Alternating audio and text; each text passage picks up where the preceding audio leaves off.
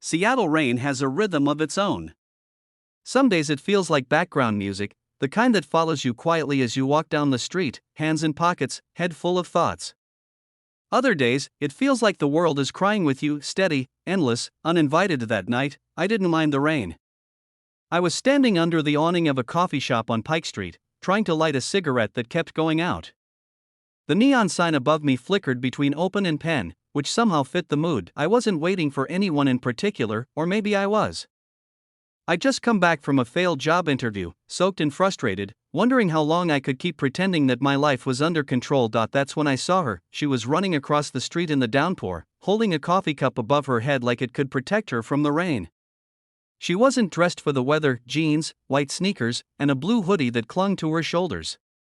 Her hair, a soft brown, was plastered to her face, but she was smiling.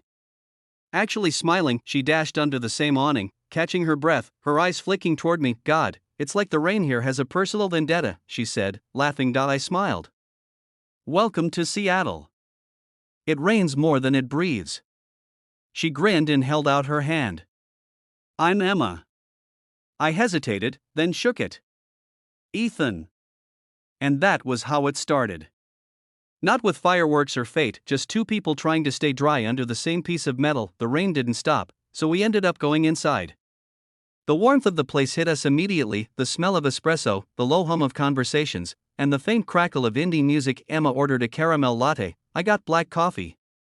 She paid before I could even reach for my wallet. I owe you one, I said. You can repay me by keeping me company, she said, smiling as she sat by the window. We talked for over 2 hours.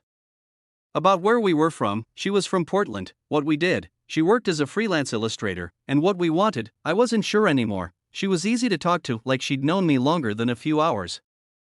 I found myself laughing at things that weren't even that funny, just because she made them sound that way. When the rain finally stopped, the streets shimmered like mirrors. We stepped outside, and she looked up at the cloudy sky. See, she said. Even the sky gets tired of crying. Something about that line stuck with me. A week later, I saw her again. Same coffee shop, same corner table. She was drawing something, a street scene, with people walking under umbrellas. You're turning into a regular, I said, sliding into the seat across from her. She smiled. And you're turning into someone who notices. From that day on, the coffee shop became ours. Sometimes we'd just sit there in silence, her drawing, me pretending to read. Other times we'd talk about everything: music, family, heartbreaks, dreams that hadn't happened yet. She told me she'd moved to Seattle to chase her art. It's scary, you know? Betting everything on something that might never work. I nodded. Yeah. Feels like jumping without knowing if there's water below. She laughed softly. Exactly. One evening, as we were leaving, she tore a page out of her sketchbook and handed it to me. It was a drawing of the two of us, me leaning back with my coffee, her sketching across the table. You kept your promise, she said. You kept me company. I still have that sketch. Months passed, and Emma became my favorite part of every day. We weren't officially together, but there was something unspoken between us, something that existed in glances, half smiles, and the way her fingers brushed mine when she handed me my cup. I started getting more freelance photography gigs, and she'd come along, helping me shoot or just keeping me company. She'd point at a shot and say, "That's your magic, Ethan. You see things differently."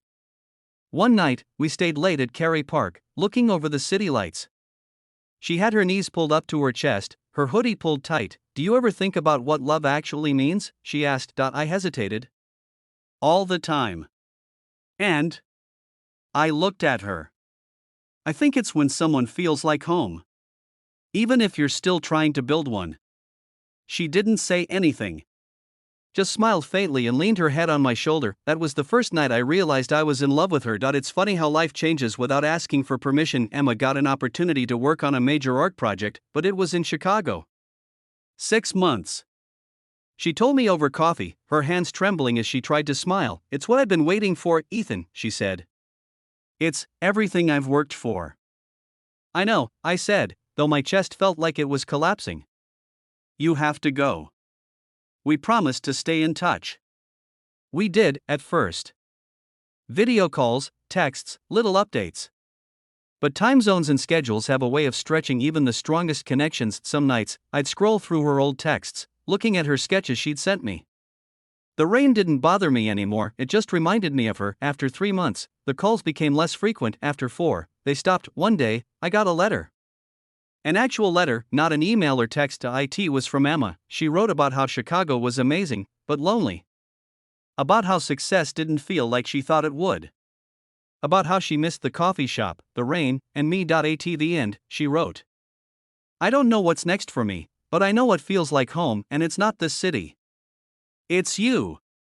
I must have read it 100 times. 2 weeks later, I went to the airport with a ridiculous idea that maybe, just maybe, she'd be there. She wasn't. So I went home, placed her letter on my desk, and decided that if love was meant to come back, it would. 2 years can change everything or nothing at all. That I'd moved into a small apartment, started a modest photography business, and stopped checking my phone every 5 minutes. Then one gray afternoon, I walked into that same coffee shop out of habit more than anything, and froze. She was there, sitting at our old table, her sketchbook open, a caramel latte in front of her. For a moment, I thought I was dreaming. She looked up, saw me, and smiled. "You still take your coffee black?" I walked over, unable to find words. "I thought you were in Chicago," I finally said. "I was," she said softly. "But..." I realized something. "What?" "That home isn't a place. It's a person." And before I could even think, I was holding her, really holding her, for the first time in years. The rain outside was gentle that day, almost like it was blessing us. That we didn't pick up where we left off, we built something new. Something stronger. Emma started a small art studio downtown, and I helped her design the space. She filled the walls with sketches of the city, of us, of moments that mattered. Sometimes we'd just sit on the floor after closing, eating takeout, talking about everything and nothing. "Do you ever regret anything?" she asked one night. "Only the time we lost," I said. She smiled. "Then let's make the rest of it count." And we did. A year later, on a rainy afternoon, fitting, of course, I took her back to the same coffee shop where we met. I'd booked the entire place in advance. The barista winked at me and disappeared into the back. Emma laughed. "What's going on?" I got down on one knee, pulled out a small ring, and said, "I don't have fancy words, Em. Just this: will you keep me company for the rest of your life?" Her eyes filled with tears, and she nodded. "Always." Outside, the rain kept falling, soft, steady, familiar, but for the first time in years, I didn't mind it at all, because she was beside me, and the rain had finally found its reason to stop.